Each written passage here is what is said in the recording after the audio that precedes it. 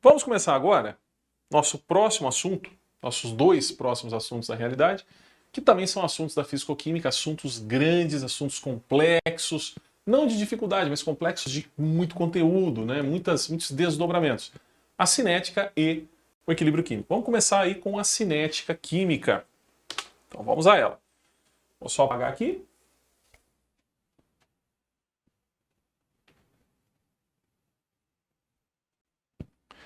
E vamos que vamos. Bom, na cinética química, o que a gente vai estudar especificamente? Aí eu vou chamar a sua atenção para uma coisa.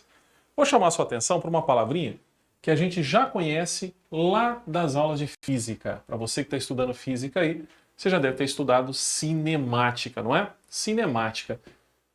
Galera, cinemática ela vai estudar o quê? Vai estudar os movimentos, vai estudar a posição, vai estudar a aceleração. Mas basicamente vai estudar corpos que se movem, não é isso? Então você tem uma origem grega na palavra cinema, que é a mesma que a gente usa no cinema quando a gente vai assistir um filme. No caso da química, a gente está discutindo cinética química e fica a ideia de que nós estamos vendo alguma coisa em movimento, né? Mas não é exatamente isso. Nós não estamos vendo os reagentes se moverem de um lado para o outro. O que nós estamos vendo são as reações químicas acontecerem mais depressa, mais devagar, de um jeito ou de outro jeito, tá bom?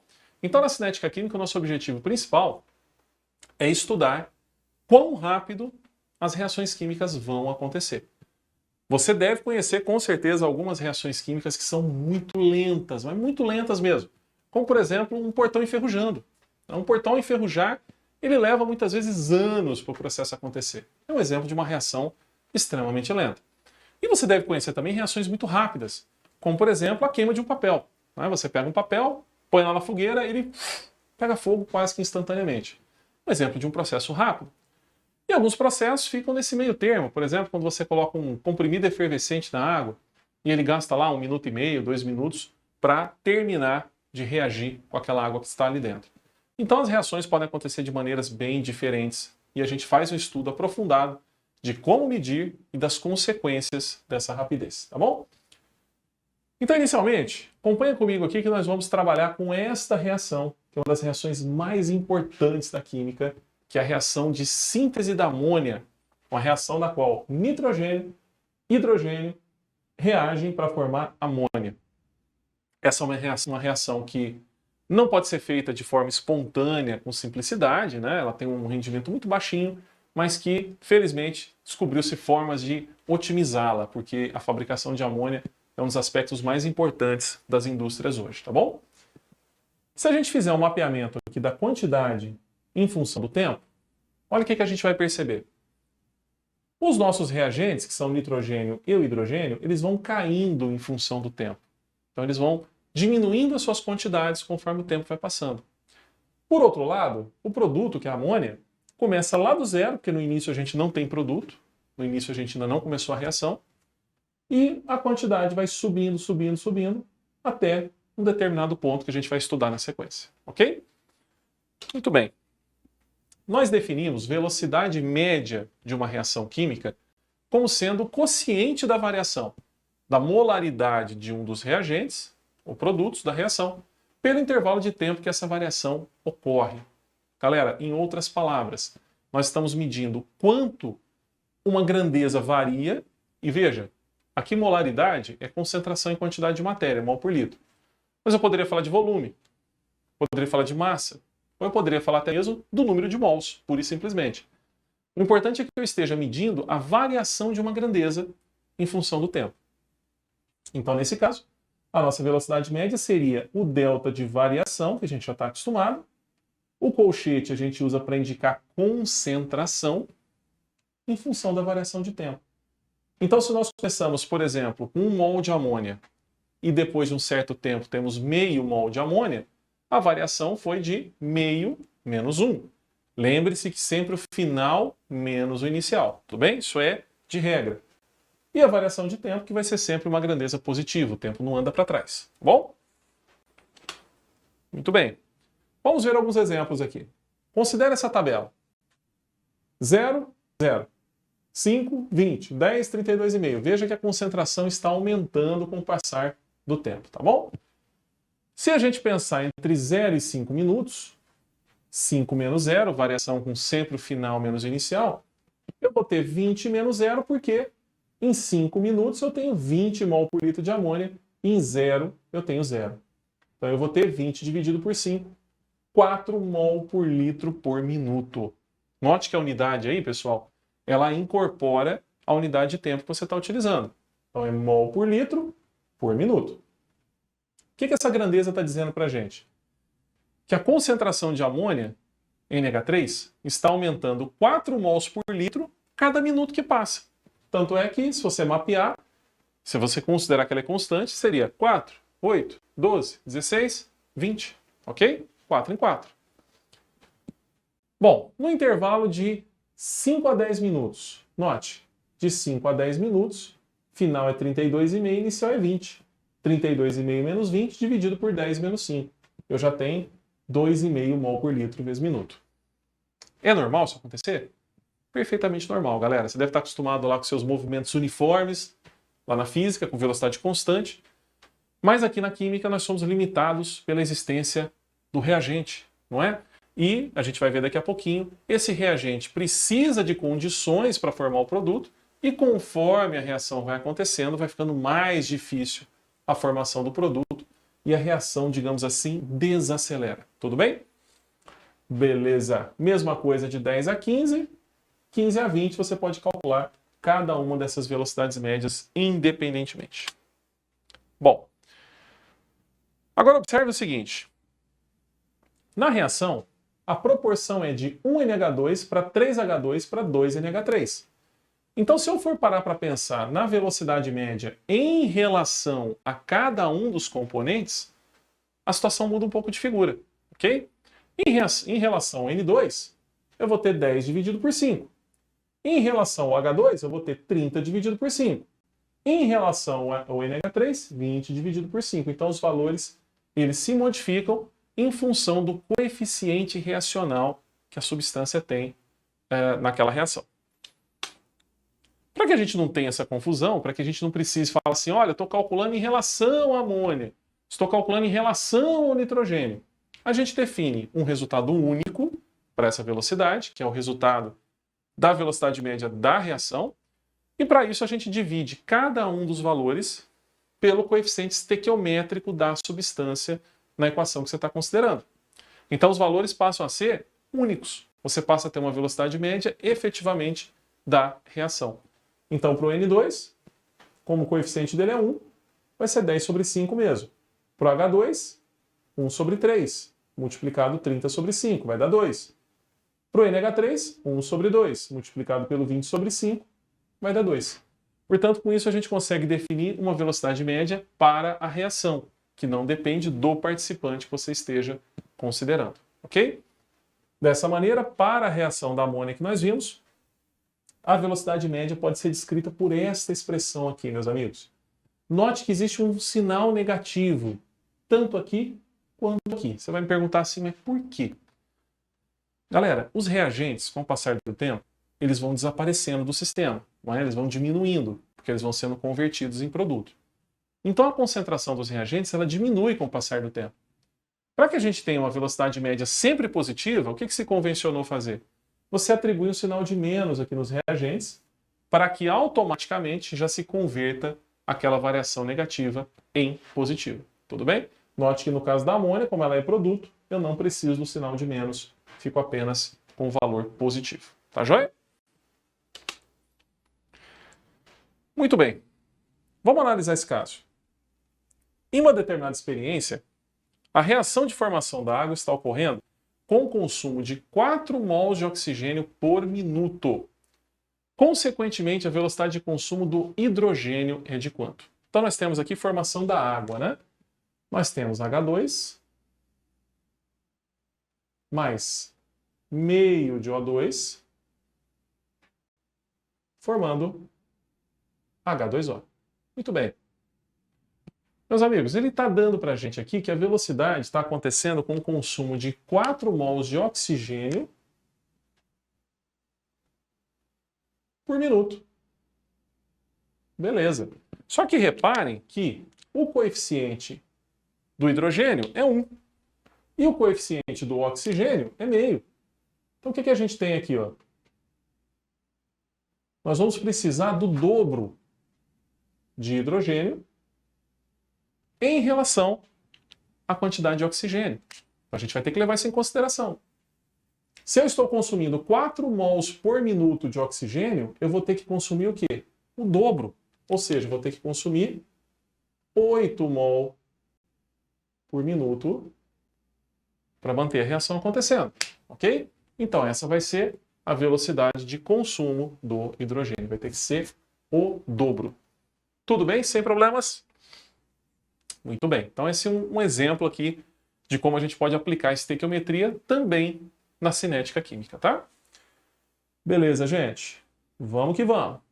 Na sequência, nós temos mais uma equação, que é 2NO2 mais 4CO, formando N2 mais 4CO2. Muito bem, essa é a nossa equação química para ser trabalhada. Eu vou fazer o seguinte aqui. Vou apagar essa aqui para não atrapalhar. E vamos atacar essa próxima. Vou representar aqui para vocês. Ó. Então a gente tem aí 4NO2. Vou negligenciar os estados físicos, tá? 4CO, formando o N2 mais 4CO2. Prontinho, tá aí. Admita que a formação do N2 tem uma velocidade média constante igual a 0,05 mol por litro por minuto. Então, essa é a velocidade de formação do N2. Então, aqui nós já temos uma velocidade de 0,05 mol por litro vezes minuto. Beleza. A massa de CO2 em gramas formada em 1 hora, então nós queremos esse rapazinho aqui, que é o nosso CO2. Beleza. Galera, observem, sem ficar decorando regra, sem ficar decorando fórmula, mas usem a lógica estequiométrica do processo. Percebam que o nitrogênio, ele é formado 4 vezes menos do que o nosso CO2. Perceberam isso? Então, para cada molécula de N2 que é formada, são formadas 4 moléculas de CO2. Então, você vai concordar comigo que, para o CO2, a velocidade ali é mais alta. Né? A velocidade de formação do CO2. Tanto é que, se a gente for achar a velocidade da reação, o que a gente vai ter que fazer com o CO2?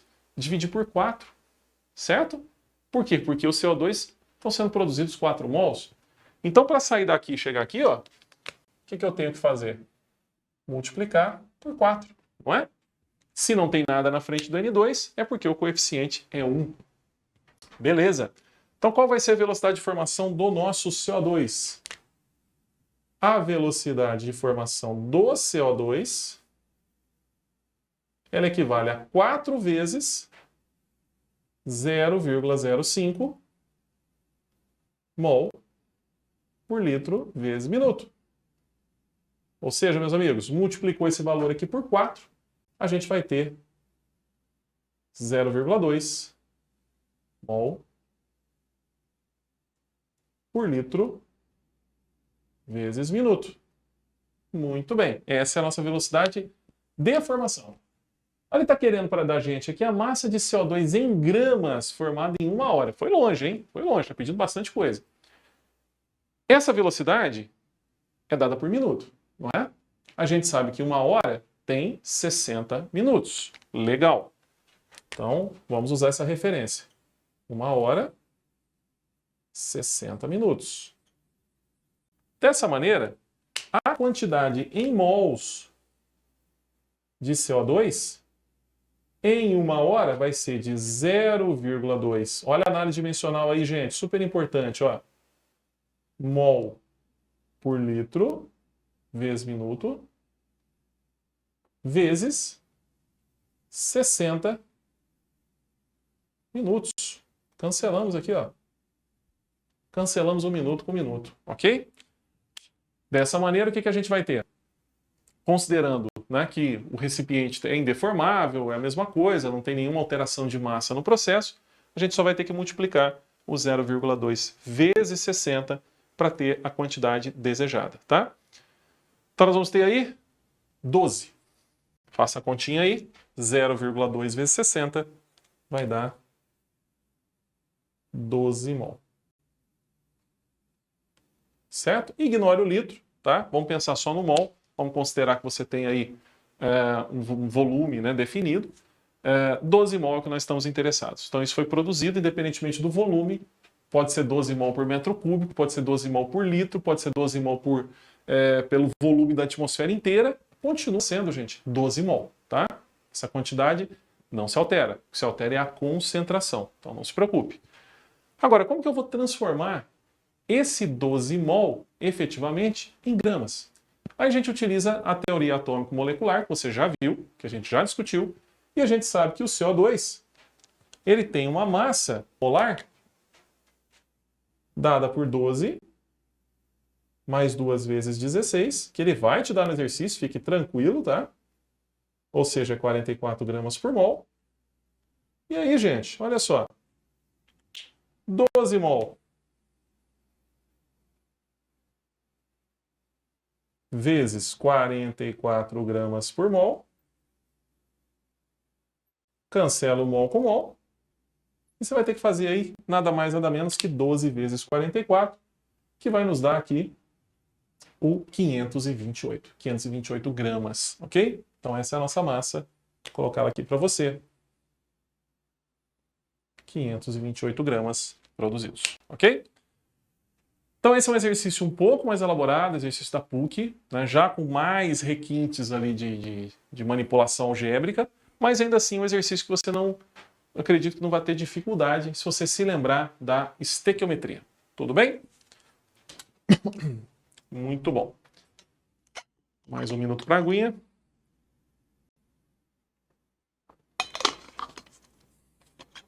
E vamos continuar, galera. Bom, agora que nós já vimos como medir a velocidade, vamos começar a entender de que maneira as reações químicas ocorrem. E veja que eu estou falando as reações químicas, não estou especificando nenhuma, porque na realidade todas elas acontecem do mesmo jeito, com o mesmo mecanismo básico. E que mecanismo é esse? Acompanha comigo. Para que uma reação química aconteça, é necessário que você tenha colisões, que você tenha choques. Então você precisa que uma substância, aqui, tá, o meu canetão preto, outra substância, meu canetão vermelho, na forma de duas moléculas, evidentemente, colidam, batam umas contra as outras. Esse processo ele vai acontecer, galera, o tempo inteiro, milhões e bilhões de vezes por segundo, porque, de acordo com a teoria cinética, todas as partículas estão em constante movimento. Elas só não se movem se a temperatura for de zero absoluto, que a gente sabe que é impossível, ok? Então existe movimento, e se existe movimento, essas partículas estão caoticamente circulando e colidindo umas com as outras o tempo inteiro. Nessas colisões, o que a gente pode ter? Uma colisão, ela pode ser extremamente violenta, ela pode ter as condições adequadas, e a partir daí você pode ter a formação do produto, ok? Qualquer colisão vai formar produto? Não, não é qualquer colisão que vai formar produto. É necessário que você tenha condições adequadas para que essas colisões efetivamente transformem as moléculas reagentes em produtos. Vou dar um exemplo simples para vocês. Se eu pegar uma garrafa de gasolina e colocar aqui em cima da mesa, essa garrafa de gasolina espontaneamente não vai pegar fogo, não vai explodir, não vai acontecer nada com ela. Ela vai ficar aqui, se ela estiver bem fechadinha, vai ficar aqui por anos. Porém, se eu fornecer uma faísca, que é o que acontece nos nossos veículos, se eu pulverizar esse combustível, o que eu vou conseguir com isso? A combustão. Eu vou conseguir que ele exploda, que ele pegue fogo, libere energia que tem nas suas ligações químicas. Então essa é a ideia, galera. A ideia é que para que uma reação aconteça, eu tenho essas colisões acontecendo, porém, além das colisões, é necessário que a gente tenha também condições para que ela aconteça. Bom, a teoria por trás disso chama-se teoria das colisões. E ela prevê que a velocidade de uma reação, sendo que a reação é o produto dessas colisões, vai depender da frequência dos choques entre as moléculas Gente, frequência dos choques quer dizer que quanto mais choque tiver, mais a reação vai acontecer, ok? E a gente vai ver de que maneira dá para otimizar esse processo. A energia envolvida nesses choques. Então, uma coisa é você ter uma trombada assim, ó, câmera lenta, né? Uma velocidade baixa. Outra coisa é você ter uma trombada assim, muito rápida, com mais energia.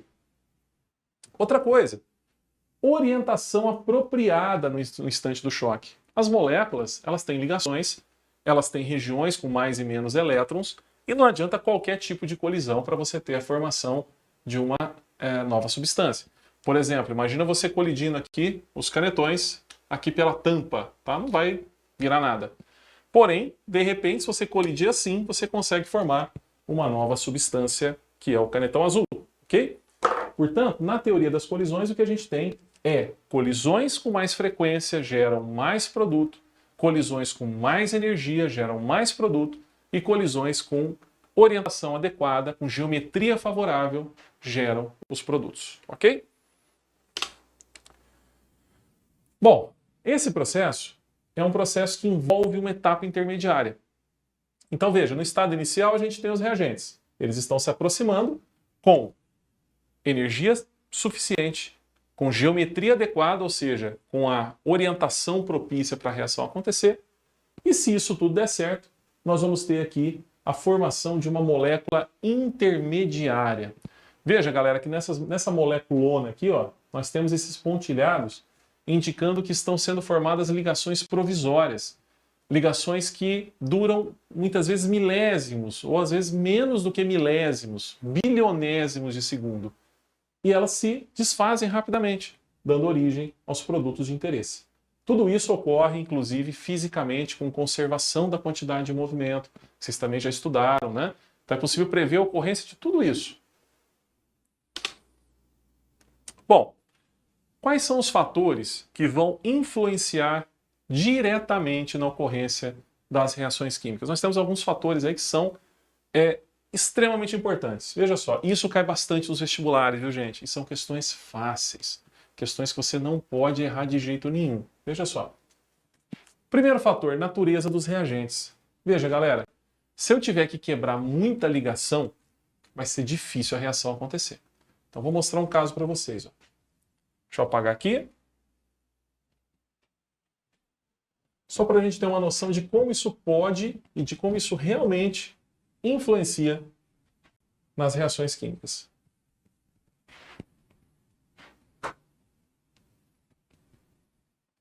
Tô, apagadinho, apagadinho, apagadinho.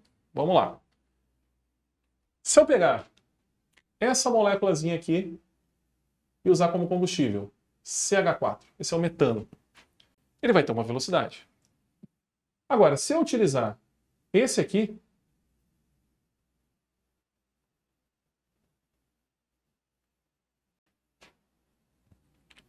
esse aqui chama-se decano. Tem 10 carbonos. A gente vai ver química orgânica logo, logo, tá? Nesse caso, galera, a velocidade com que a reação vai acontecer com esse cara aqui é muito menor do que ela acontece com o metano. Porque no metano eu só tenho essas ligações aqui para quebrar. Ó. Olha quantas eu tenho aqui nessa substância. Então a natureza dos reagentes influencia muito na rapidez de uma reação, tá bom? Veja que ele colocou aqui um outro exemplo, né? Uma reação que é instantânea, que é a reação do ácido com base, são substâncias que realmente reagem muito rápido. E eu tenho aqui uma reação muito lenta, que é a reação do próprio metano a 20 graus. Ele reage lentamente, ok? Outro fator, superfície de contato. Você já deve ter percebido que quando você vai acender uma churrasqueira, você não começa por pedaços muito grandes de carvão, né? Você vai pegar pedaços menores, vai começar ali com os pedacinhos que têm uma superfície maior e um tamanho absoluto menor, não é? Da mesma maneira, você já deve ter visto que um comprimido efervescente, ele vai demorar mais tempo para terminar o processo de efervescência do que o mesmo pó, né? A mesma quantidade, só que em pó. Então isso nos mostra que a superfície de contato do reagente, ela influencia muito na velocidade, mas bastante mesmo. E, gente, outra coisa que nós também utilizamos. Quando você vai guardar carne no freezer, você guarda a peça. Você não guarda ela cortadinha, né? Vai conservar muito mais. Por quê? A superfície de contato é menor, tá bom? De forma geral, então, quanto maior a superfície de contato, que é a área efetivamente exposta, maior a taxa de desenvolvimento da reação e vice-versa. Bom, aqui eu tenho ferro em barra, com oxigênio, ferrugem muito lenta. Agora, uma palha de aço, né, aquele popular bombril que a gente encontra aí nas casas, né, ele reage muito rapidamente com oxigênio e enferruja muito depressa. Se você deixar ele na pia por uns 2, 3 dias, ele já começa a formar ferrugem, tá? Uma outra coisa que a gente percebe facilmente é que você não vai conseguir queimar um prego. Pegar um prego aqui, colocar fogo nele e ficar lá com o prego queimando. Mas uma palha de aço queima. E elas são feitas do mesmo material. O que está mudando nesse caso é o quê? A superfície de contato da palha de aço, que é uma superfície de contato muito maior do que o prego. Bom, luz e eletricidade. Luz de qualquer natureza, radiação de qualquer natureza, são reações que nós chamamos de reações fotoquímicas, são reações ativadas pela luz ou reações ativadas pela eletricidade. Por exemplo, eu posso fazer uma reação ativada pela eletricidade com hidrogênio e oxigênio formando água. Essa reação com uma corrente elétrica acontece rapidamente. Você já deve ter visto também quando vai fazer uma obturação, no dentista ele coloca uma luzinha ultravioleta ali no seu dente para polimerizar o material. Então esse também é um exemplo de reação que acontece com o auxílio de radiação, tá? Outro fator é a concentração. Galera, você já deve ter visto que para fazer uma limpeza numa casa muito suja, você vai utilizar um produto de limpeza mais concentrado, não é? E da mesma maneira, quando a gente quer alguma coisa que ela seja mais rápida, a gente usa um produto concentrado. Então a concentração de reagentes vai aumentar a quantidade de partículas disponíveis num determinado volume. E, consequentemente, as colisões aumentam e a reação se torna muito mais rápida. Ok? Muito bem. Pressão. Qual é a influência da pressão na rapidez de uma reação química? A pressão vai ter uma influência, efetivamente, em reações que envolvam substâncias gasosas. Se você aumenta a pressão no sistema, você favorece o contato entre os reagentes e, consequentemente, né, já que o volume está diminuindo, você faz com que haja mais colisões. A taxa, portanto, a velocidade, de uma forma bem simples, acaba aumentando, tá? Lembrando que isso vale para substâncias gasosas, uma vez que as substâncias líquidas e as substâncias sólidas são pouco reativas frente à mudança de pressão. A temperatura também tem uma influência muito boa, né? Não à toa que você percebe que os alimentos estragam mais rápido nos dias quentes do que nos dias frios. Por isso que a gente coloca as coisas na geladeira, para estragarem mais devagar ou para serem refrigeradas, não é? Um aumento da temperatura sempre vai causar um aumento na velocidade das reações, porque ela vai proporcionar um aumento na velocidade das partículas. Partículas mais rápidas colidem mais rapidamente e com maior frequência. Consequentemente, a chance da reação acontecer vai aumentando, ok? Antigamente a gente falava de um fator experimental chamado fator de Van Hoff, que dizia, ou regrinha de Van Hoff, né? Que dizia o seguinte, que cada aumento de 10 graus Celsius na temperatura, a velocidade da reação triplica ou dobra. Galera, hoje em dia não se fala mais nisso porque a velocidade das reações é algo empírico e muito particular para cada reação. Então essa é uma regra que tinha mais exceção do que a regra mesmo, tá? Mas caso você encontre algum exercício, tente tratá-la de um ponto de vista qualitativo.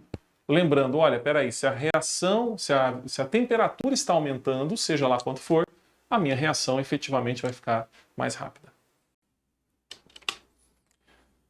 Catalisadores, nós vamos estudar em mais detalhes depois. Os catalisadores são substâncias que aceleram as reações, tornam as reações mais rápidas e, com isso, eles possibilitam que você otimize processo, ok? E existe o outro lado da moeda do catalisador, que são os inibidores. São substâncias químicas que atuam no sentido contrário, ou seja, eles atuam reduzindo a rapidez de uma reação química. Mas a gente vai falar deles daqui a pouquinho em mais detalhes. Antes disso, eu queria mostrar para vocês esse gráfico, porque ele vai integrar a termoquímica a esse estudo da cinética química. Então a gente acabou de ver a termoquímica, você já está preparado então para incorporar um conceito. Veja, esse é um gráfico que nos dá entalpia dos reagentes e dos produtos. Está ali bonitinho. Veja que essa é uma reação exotérmica porque os produtos têm menos energia do que os reagentes. E, consequentemente, vai ocorrer liberação de energia, né? Porém, vocês vão notar que existe um morro aqui. Por que desse morro, gente? Eu mostrei para vocês agora há pouco que para a reação acontecer é necessário que os reagentes colidam, né, que eles batam uns nos outros, com energia suficiente para ocorrer a formação de um estado de transição que a gente chama de complexo ativado. Esse estado de transição ele tem uma energia muito alta. Tanto é que ele dura frações de segundo. Portanto, o que você está vendo aqui é energia envolvida na formação desse estado ativado ou complexo ativado. Essa energia nós damos o nome de energia de ativação. Qual que é a definição dela, galera? Energia de ativação é a energia que você tem que fornecer para o reagente para que ele tenha condições de virar produto. Se não tivesse energia, nada feito, a reação não vai acontecer, tá bom? É um morro, né? Uma montanhazinha que você tem que vencer do ponto de vista energético para que o reagente se transforme efetivamente no produto. Se isso não acontecesse, todo reagente espontaneamente ia se transformar em produto em qualquer situação, em qualquer temperatura, ok? Um detalhe, quanto mais alto for esse morro, maior é a energia de ativação e mais difícil se torna para a reação acontecer. Veja que nós temos também reações nas quais os produtos têm mais energia do que os reagentes, e você vai reparar numa coisa, olha como o morro é mais alto, hein? Neste caso em específico, né? Quando reagentes e produtos têm energia próxima, você até pode conseguir um estado ativado, né, um complexo ativado, um pouco mais baixinho. Mas normalmente as reações endotérmicas elas são menos abundantes do que as reações exotérmicas, exatamente por essa dificuldade do estado ativado. Então veja, aqui no caso nós temos um calor absorvido e a energia de ativação é sempre medida do reagente até a formação do complexo ativado. Ok? Aqui fica mais claro para vocês o que está acontecendo. A definição da energia de ativação, que é a energia mínima que as moléculas devem possuir para reagir ao se chocarem, né? Ou seja, uma colisão efetiva com energia suficiente. Nós temos, naquele exemplo, o hidrogênio e o iodo reagindo, hidrogênio e iodo. Forma-se primeiramente um estado de transição, que nós chamamos de complexo ativado, que é um estado instantâneo de curtíssima duração, com a formação de ligações provisórias e uma energia bastante alta, 40 quilocalorias por mol. E depois, galera, nós temos os produtos sendo formados. Agora, note que quando a gente forma o produto, ocorre uma liberação de energia em relação aos reagentes. Por quê? Nós caímos aqui 6 quilocalorias por mol. Dessa maneira dá para a gente perceber que esse é um processo efetivamente exotérmico. Ok? Muito bem. A concentração, como eu falei para vocês, ela tem um efeito bastante significativo sobre a velocidade das reações químicas. E a gente consegue, inclusive, prever a ocorrência desses efeitos. Veja só. Acompanha comigo os exemplos aqui. No primeiro exemplo, nós temos a reação que a gente já vem usando, que é a reação do hidrogênio e do iodo para formar iodeto de hidrogênio, HI. Se a gente fizer esse experimento 3 vezes, modificando as concentrações seletivamente, olha que nós vamos observar. Isso são dados que só podem ser obtidos por via laboratorial, tá? A concentração do H2 está em 0,1 mol por litro. A de I2, 0,1 mol por litro. Quando a gente mede a velocidade da reação, a gente obtém 3,2 vezes 10 a menos 2 mol por litro por segundo. Até aí tudo bem. Agora vamos tentar fazer alguns experimentos aqui, galera. Vamos manter constante a concentração do hidrogênio. Então estamos mantendo a concentração do hidrogênio inalterada, porém vamos dobrar a concentração do iodo. Está sendo multiplicada por 2 a concentração do iodo. Veja que a velocidade automaticamente dobrou, indicando que a modificação na concentração do iodo afetou, modificou a velocidade da reação. Agora, se eu fizer o contrário, mantendo constante a concentração do I2, eu vou lá e dobro a concentração do H2. O que acontece agora? Agora aconteceu que a minha velocidade também dobrou indicando que há a mesma dependência com relação à concentração do H2. Dobrou de um lado, dobrou do outro, expoente 1. Então nós vamos escrever uma expressão. Essa expressão, já adianto para vocês, se chama lei de velocidade, e ela vai nos dar, então, uma informação analítica a respeito de como a velocidade da reação é influenciada pela concentração. Neste caso, por que eu vou ficar com expoente 1 em cada um? Porque eu dobrei e a velocidade dobrou também.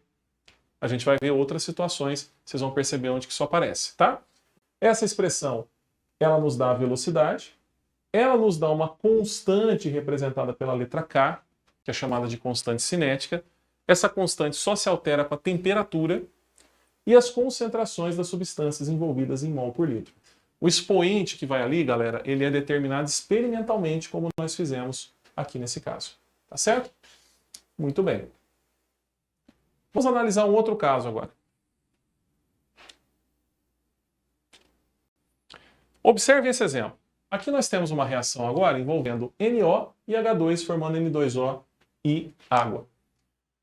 Nota que nós fizemos o mesmo conjunto de experimentos, né, 3 experimentos, e estamos aqui mantendo constante inicialmente a concentração do NO. Então a gente está fixando o NO, não estamos mexendo na concentração dele, mas nós vamos dobrar a concentração do H2, ok?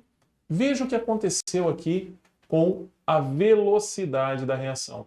Note que o expoente é o mesmo, menos 4. 1,2 foi para 2,4, ou seja, a gente dobrou.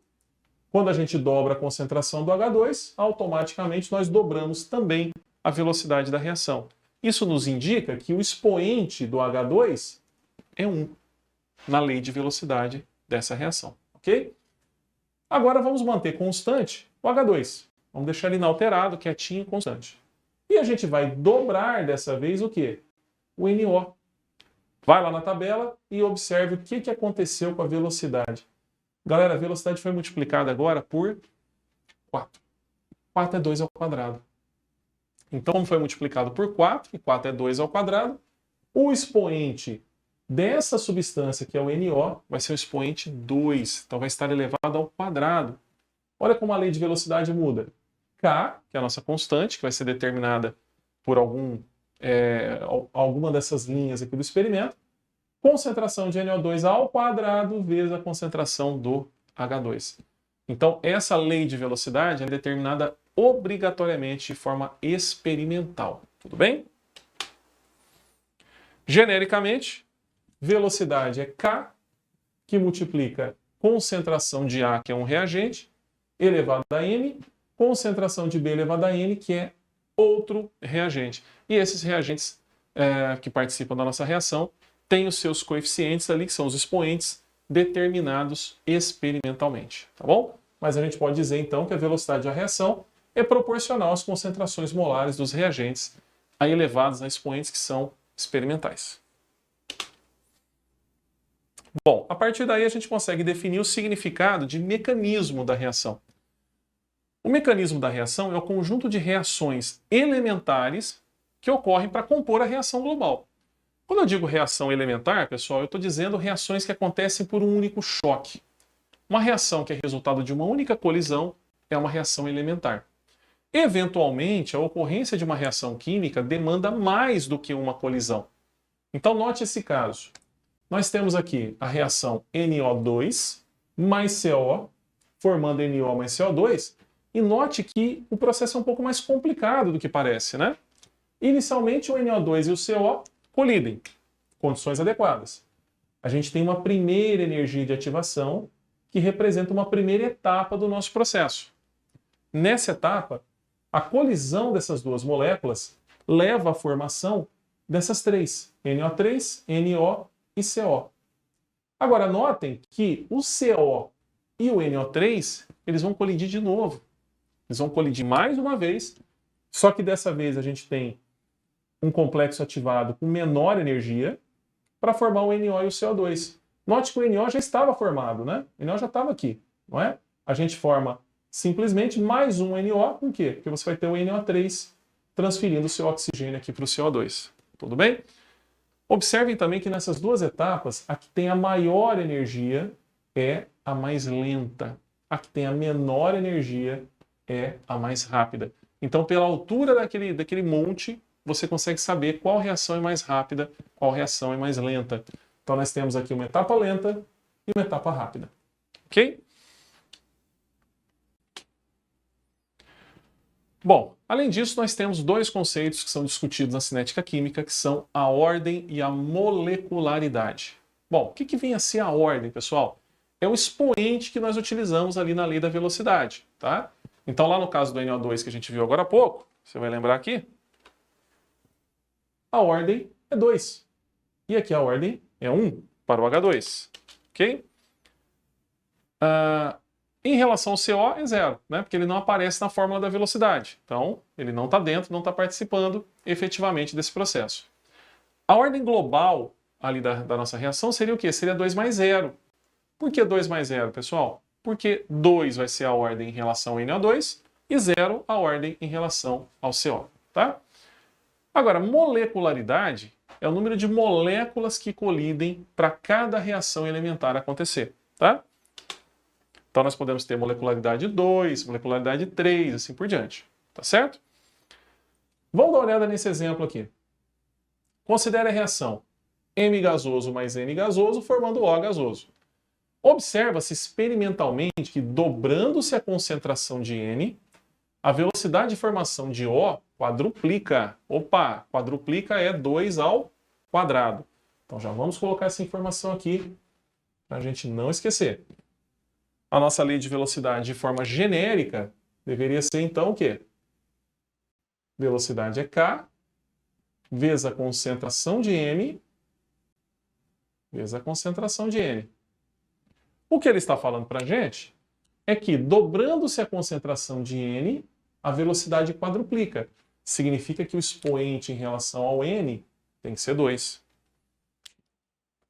Dobrando-se a concentração de M, a velocidade da reação, pessoal, não é afetada.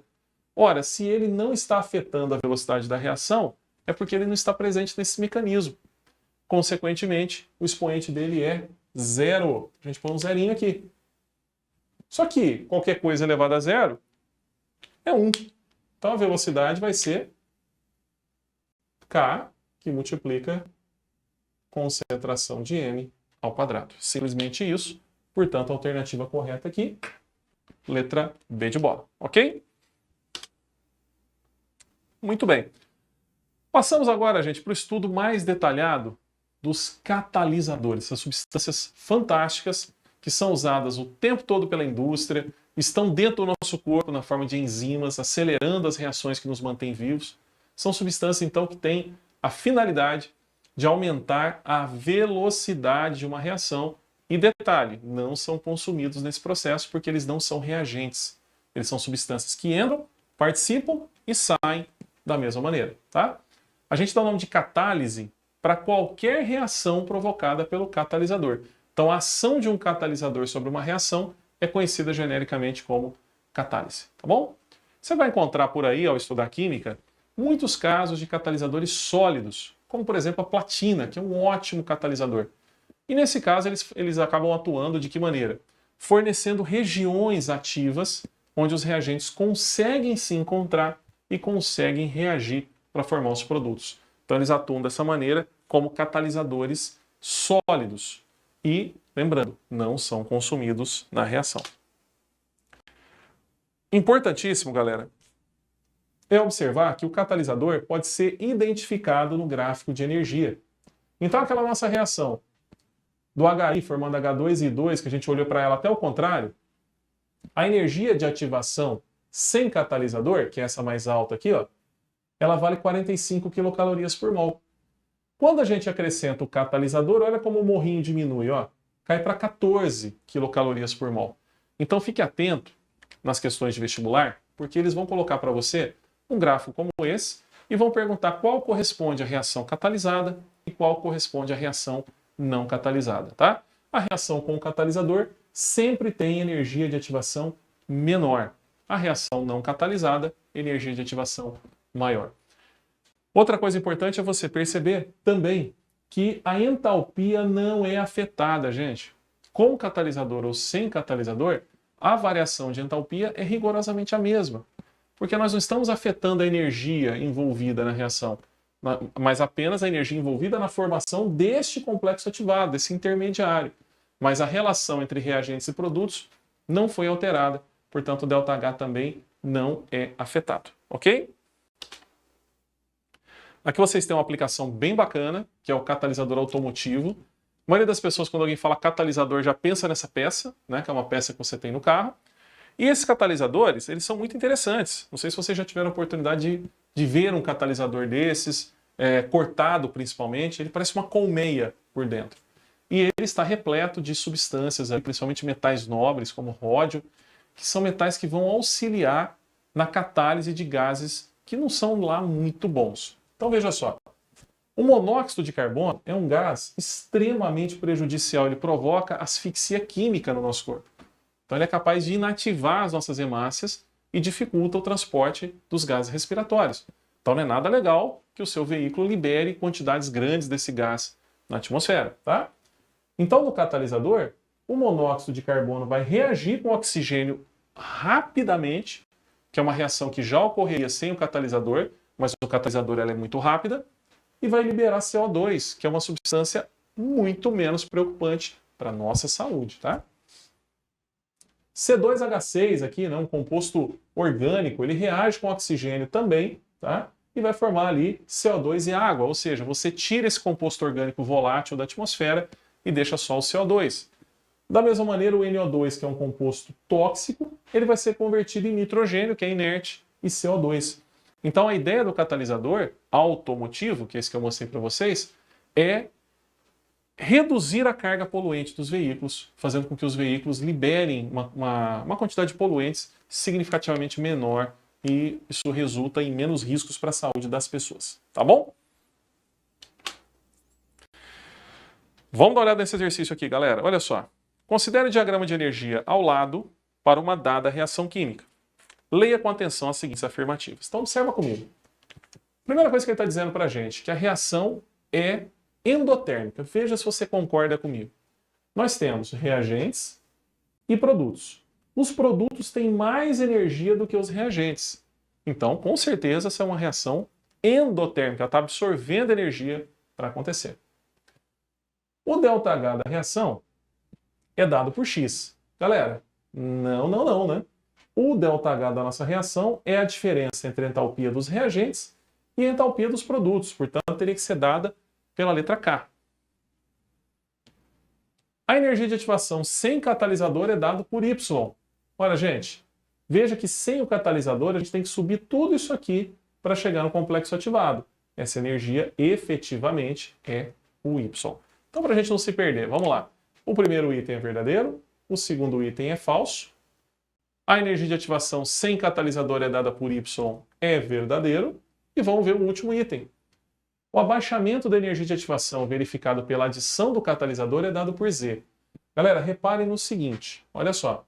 Quando a gente catalisa a reação, o valor da energia de ativação, que era Y, cai para X.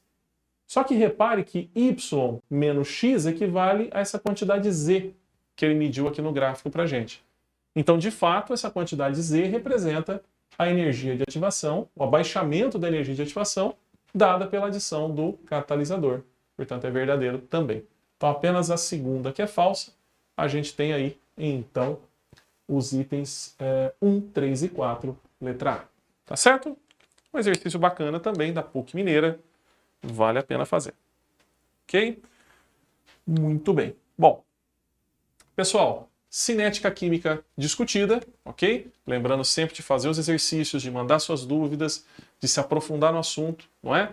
Mas acho que você teve uma noção bem bacana de como trabalhar com a cinética química, tanto no aspecto quantitativo, da medida direta da velocidade, no aspecto qualitativo, dos fatores que afetam a velocidade reacional e a teoria das colisões, e no outro aspecto quantitativo, que é a lei de ação das massas, da lei de velocidade que nós acabamos de ver. Tá bom? Agora, a gente vai passar para um assunto muito próximo. Tanto é que a gente tem que ter essa sequência para poder entender o que ele está querendo dizer, né? Que é o equilíbrio químico.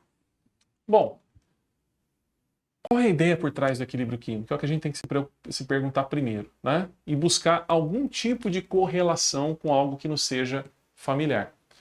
Quando alguma coisa tem equilíbrio, a gente está acostumado a imaginar que o objeto está simplesmente parado, né? Então, se eu colocar isso aqui equilibrado, que lógico eu não vou conseguir, né? Se ele ficar equilibradinho assim, eu digo, nossa, o canetão preto tem equilíbrio, não é?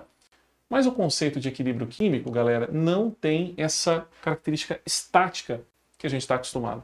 O equilíbrio químico ele é altamente dinâmico, o que significa que as coisas estão acontecendo o tempo inteiro e ainda assim as coisas estão em equilíbrio. Acompanha comigo essa reaçãozinha que está aqui. Nós temos o monóxido de carbono reagindo com NO2 para formar CO2 e NO.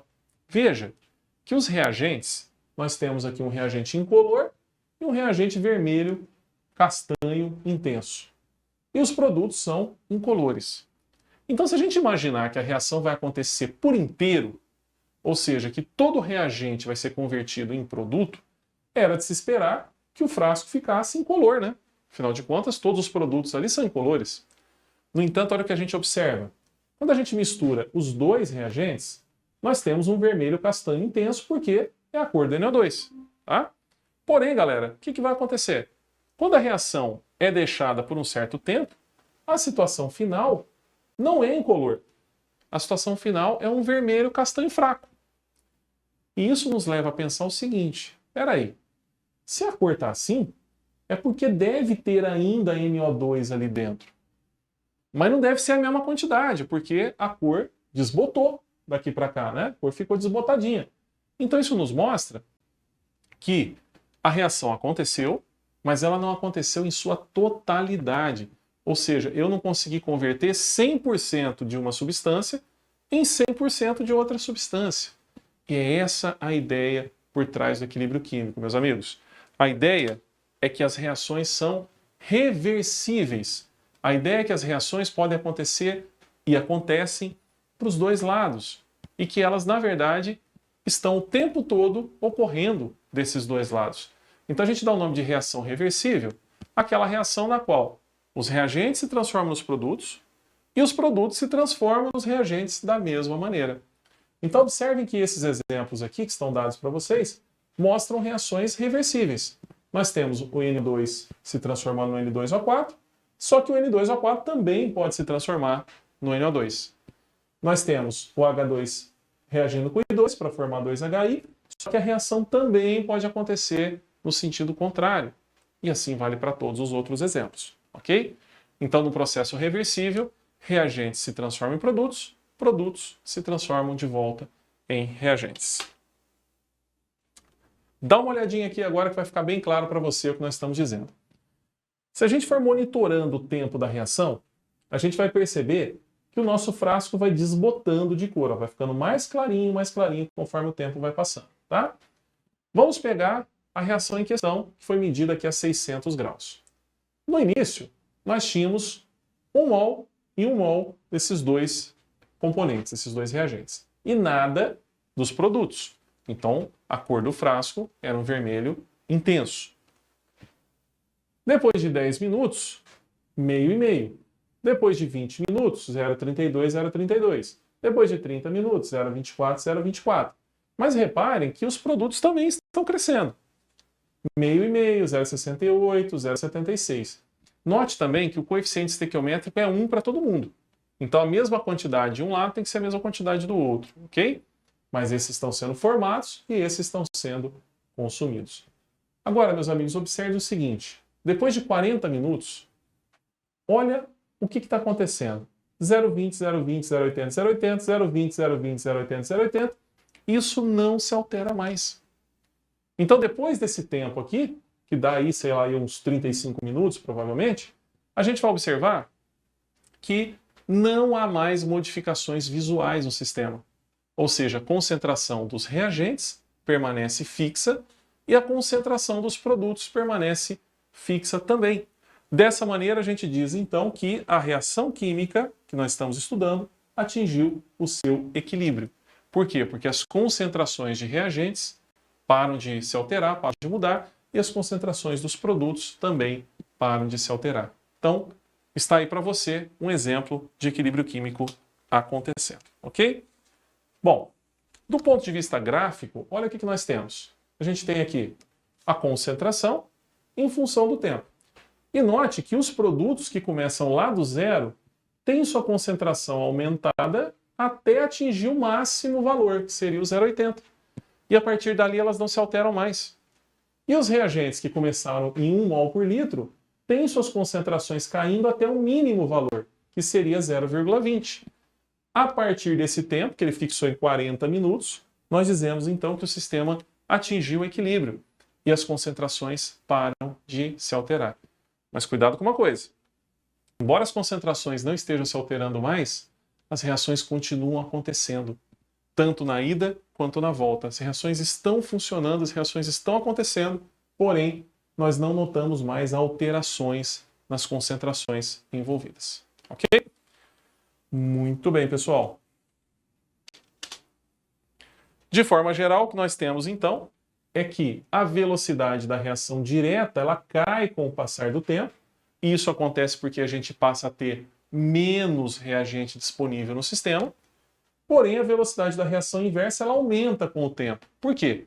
Porque para a reação inversa está acontecendo o contrário, né? A gente está formando mais substâncias, então com o passar do tempo ela se torna mais rápida.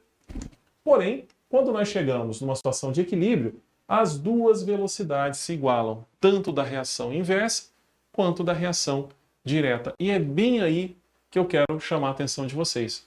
No estado de equilíbrio, as concentrações param de mudar e as velocidades direta e inversa se tornam constantes e iguais. Ok? Não mudam mais e passam a ser a mesma coisa. Belezinha? Bom, pessoal, vamos fazer uma pequena pausa, tá? E já retomamos aqui com o conceito de equilíbrio químico mais esmiuçadinho para você, tá bom? Voltamos já já.